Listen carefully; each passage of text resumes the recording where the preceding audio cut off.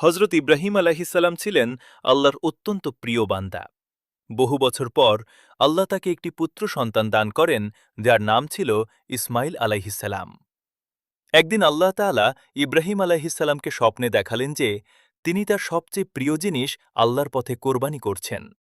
তিনি বুঝলেন আল্লাহ তার ছেলে ইসমাইল আলাইহিসাল্লামকে কোরবানি করতে আদেশ করেছেন। ইব্রাহিম আলাইহিসাল্লাম তার ছেলেকে বললেন, হে আমার প্রিয় ছেলে, আমি স্বপ্নে দেখেছি তোমাকে কোরবানি করছি। তোমার মতামত কি?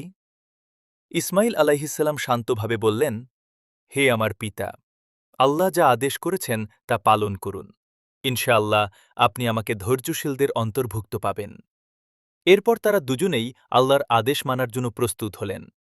ইব্রাহিম আলাইহিসাল্লাম যখন কোরবানি করতে গেলেন, তখন আল্লাহ তাআলা তাদের এই ত্যাগ ও আনুগত্য কবুল করলেন। আল্লাহ ইসমাইল আলাইহিসাল্লামের পরিবর্তে জান্নাত থেকে একটি দুম্বা পাঠিয়ে দিলেন কোরবানির জন্য। এই ঘটনার মাধ্যমে আল্লাহ শিখিয়েছেন, আল্লাহর আদেশের প্রতি পূর্ণ আনুগত্যই প্রকৃত ঈমান। ধৈর্য ও ত্যাগ মানুষকে আল্লাহর নিকট সম্মানিত করে। আল্লাহর জন্য করা ত্যাগ কখনো বৃথা যায় না। পরে ইব্রাহিম আলাইহিসসালাম ও ইসমাইল আলাইহিসসালাম একসাথে পবিত্র কাবা শরীফ নির্মাণ করেন।